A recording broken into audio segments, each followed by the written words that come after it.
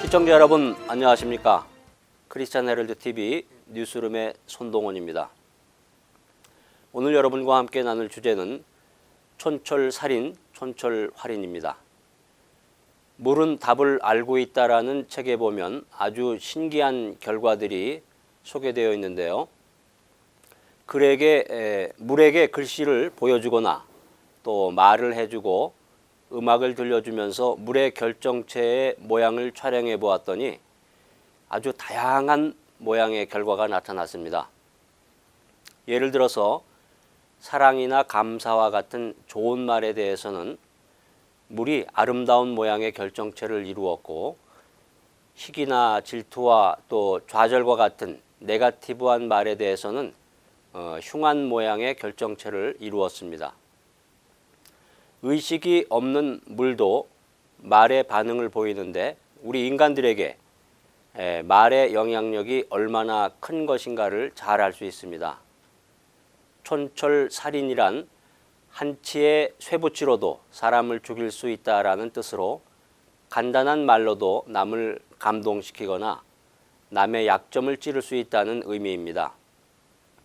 이 사자성어에서 죽일 살자를 살릴 활로 바꾸어서 촌철활인, 새해에는 우리 모두 사람을 살리는 말을 하자라는 제안을 드립니다.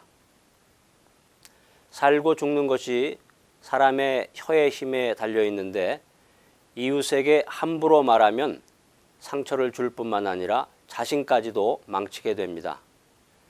탈무드에 보면 어떤 왕이 광대에게 세상에서 가장 좋은 것을 구해오라고 명령합니다. 그리고 또 다른 광대에게는 세상에서 가장 나쁜 것을 찾아오라고 명령합니다. 얼마 후에 두 광대가 각각 구해온 것을 상자에 담아서 왕에게 바쳤습니다. 첫 번째 광대의 상자에선 사람의 혀가 나왔습니다. 두 번째 광대의 상자를 풀어보니까 놀랍게도 거기에서도 사람의 혀가 나왔습니다. 혀는 이 세상에서 아주 유익한 것이 될 수도 있고 아주 해로운 것이 될 수도 있음을 교훈해주는 스토리입니다. 언어학자들은 말을 의식의 집이라고 정의합니다. 다시 말해서 말은 말하는 사람의 의식의 표현인 것입니다. 자라나는 아이들이 바른 말을 사용하도록 교육하는 이유도 바로 여기에 있습니다. 바른 말을 사용함으로써 건전한 의식을 소유한 훌륭한 인격자로 성장하기를 기대하기 때문입니다.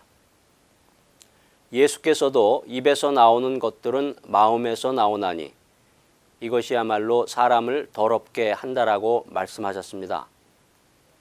이 말의 진정한 뜻은 말은 마음에서 나오는 것인데 이 말이 사람을 더럽게 한다는 의미입니다. 잠언 16장 24절에는 선한 말은 꿀송이 같아서 마음에 달고 뼈에 양약이 된다라고 기록이 되어 있습니다. 여기서 양약이라는 말은 치료한다는 의미인데요. 뼈는 육체를 가리키는 대명사이기도 하고 뼈 자체이기도 한데 뼈가 하는 중요한 역할은 조혈 기능입니다. 뼈는 피를 만드는 공장입니다. 선한 말은 바로 이 피를 만드는 공장인 뼈를 치료하게 됩니다. 우리의 뼈는 눈 깜짝할 사이에 120만 개의 적혈구를 만들고 동시에 120만 개의 적혈구가 120일의 수명을 다하고 죽습니다. 지금 이 순간에도 우리의 늑골이라든가 두개골, 척추에 있는 골수에서 피를 계속해서 만들어내고 있습니다. 이 뼈는 일평생 500kg 이상의 피를 만들어냅니다. 이 피를 만드는 중요한 뼈에 특효약이 있는데 그것이 바로 선한 말이라고 성경은 말하고 있습니다. 선한 말은 부작용이 없는 보약이고 인류가 지금까지 사용한 약 중에서 가장 효과가 있는 명약입니다. 선한 말은 사람을 치료하지만 악한 말은 사람을 병들게 만듭니다. 함부로 하는 말, 독한 말, 또 날카로운 말은 마음을 상하게 하고 몸도 상하게 만듭니다. 사람들이 나에게 늘 사려 깊은 말만 하는 것이 아닙니다. 때로는 마음을 상하게 하는 말도 합니다. 초대교회는 사도들의 권면대로 기도하고 성령 충만을 받아서 믿음의 말을 함으로써 교회가 하나가 되었습니다. 믿음의 말, 소망의 말이 오늘날도 하나님의 역사를 불러오는 것을 볼 수 있습니다. 미국 위스콘신의 한 병원에서는 환자에게 하루 2~3차례 언어치료법을 시행하고 있습니다. 당뇨병 환자라면 내 혈당치가 정상이 되고 있다, 이렇게 반복해서 10분 정도 말하는 방법입니다. 이 병원에서 말기암 환자에게 언어치료법을 적용했더니 3주 후에 암이 사라졌다는 그 임상보고가 나왔습니다. 예수께서도 모든 병자를 말씀으로 고치셨습니다. 말 한마디에 천냥빚을 갚는다, 가는 말이 고와야 오는 말이 곱다라는 속담은 말의 중요성을 강조한 것입니다. 어떤 신학자는 하나님은 우리에게 말을 주셨다는 것을 하나님은 우리에게 권세를 주셨다라고 해석하기도 하는데요. 그만큼 이 말이라고 하는 것은 상당한 파워를 지니고 있다라고 하는 것입니다. 말은 사랑하기 위해서 반드시 필요한 것입니다. 사랑은 말로 표현되고 말로 이루어지고 또 말로 전해집니다. 사랑을 표현하는 쉬운 예를 든다면 가족이 하루 일과를 마치고 집에 들어왔을 때 힘드셨죠? 당신을 위해서 기도했어요. 모두를 위해 열심히 일하는 당신이 고마워요 라며 말로써 용기를 북돋아 주는 것이 사랑의 시작이며 감동이 되어서 두 사람을 끈끈하게 연결하게 되는 것입니다. 하지만 우리가 명심해야 할 것은 말에는 진실을 담고 마음을 담아야 한다는 것입니다. 진실과 마음이 담기지 않은 입술의 말은 기만하는 말이요 듣는 이를 불쾌하게 하는 말입니다.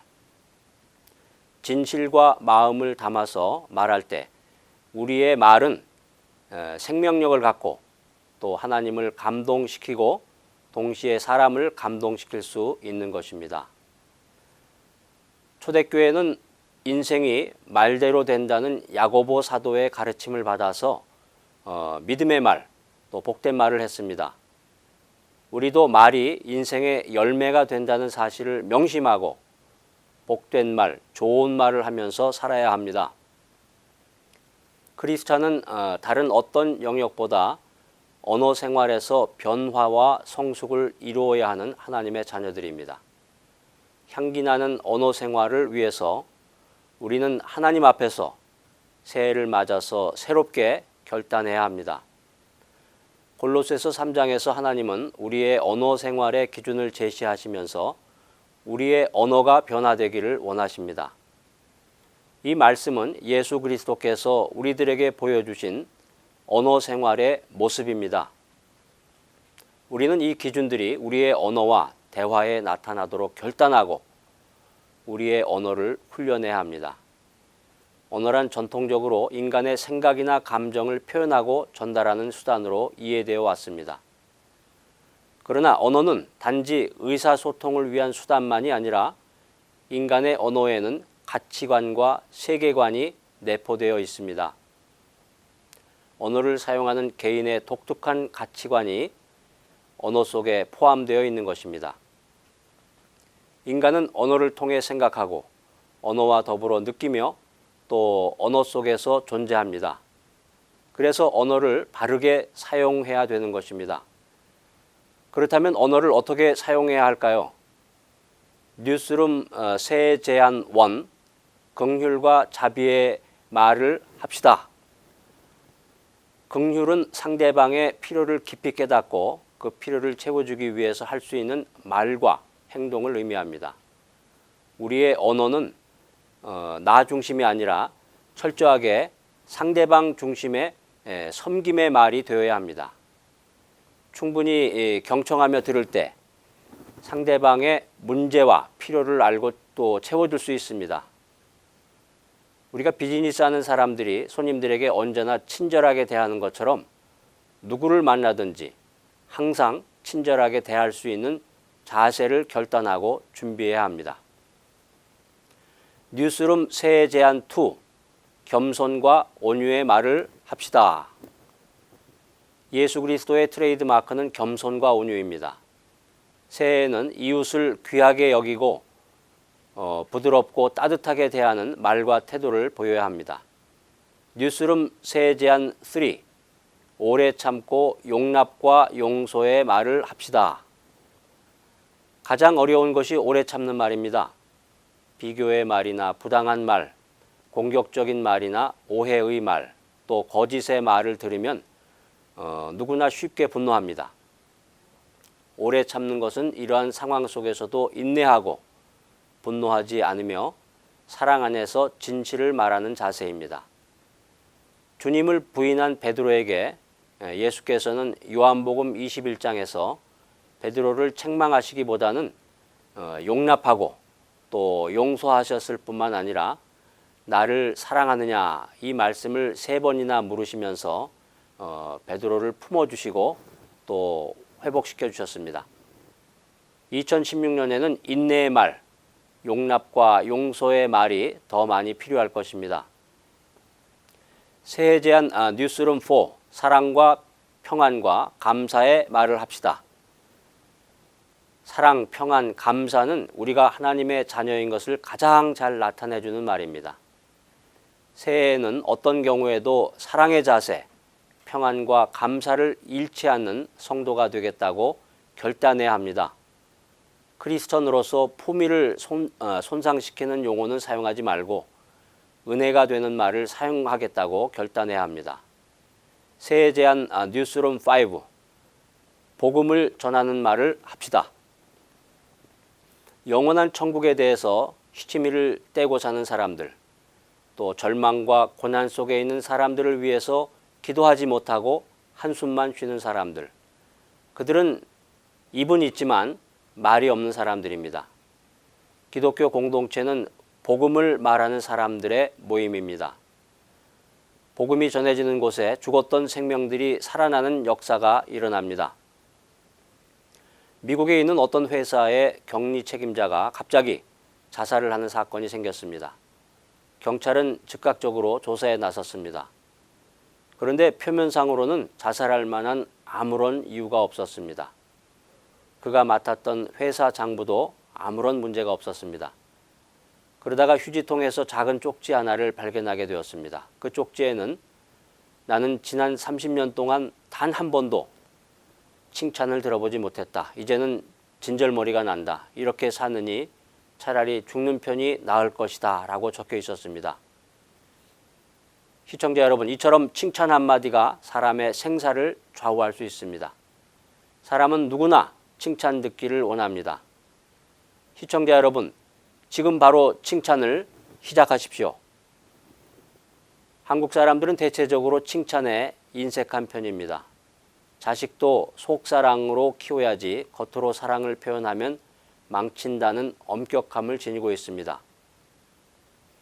그러나 우리 모두는 칭찬을 갈망하고 있습니다. 칭찬은 사람에게 자신감과 또 용기를 줍니다. 그리고 칭찬은 새로운 일을 담대한 마음으로 추진하게 합니다. 칭찬은 품성이 좋은 사람으로 변화시키는 힘이 있습니다. 미국 스미소니안 박물관에 링컨 대통령이 암살되던 날 그의 호주머니에서 발견된 이 3가지의 유품이 전시되어 있어서 우리들의 주목을 받고 있습니다. 링컨이 선물 받은 링컨의 이름이 수가 놓여진 작은 손수건 1장, 어느 시골 소녀가 보내준 주머니 칼 하나, 그리고 링컨을 칭찬하는 기사가 실린 낡은 신문 스크랩 1조각이 그것입니다. 그 신문 조각에는 링컨은 역대 정치인들 가운데서 가장 존경받을 만한 사람이다라고 기록되어 있었습니다. 링컨처럼 위대한 사람도 자신을 칭찬해주는 신문기사 1조각, 자신에게 격려가 되는 손수건 하나, 선물 받은 주머니 칼을 넣고 다니면서 힘들 때마다 꺼내보면서 위로를 받고 힘을 얻었던 것입니다. 전 세계인으로부터 존경을 받는 링컨에게도 칭찬이 필요했다면 칭찬이 필요 없는 사람이 세상에 어디 있겠습니까? 잠언 27장 21절에 도가니로 은을, 풀무로 금을, 칭찬으로 사람을 세우느니라 라는 말씀이 있습니다. 인간은 칭찬으로 세워지게 창조되었습니다. 사람은 칭찬을 먹고 자라고 칭찬이 사람을 세웁니다. 시청자 여러분, 새해에는 우리 모두 사람을 살리는 말을 하자라는 제안을 드립니다. 촌철살인, 촌철활인. 이상 크리스천 헤럴드 TV 뉴스룸에서 손동원이었습니다.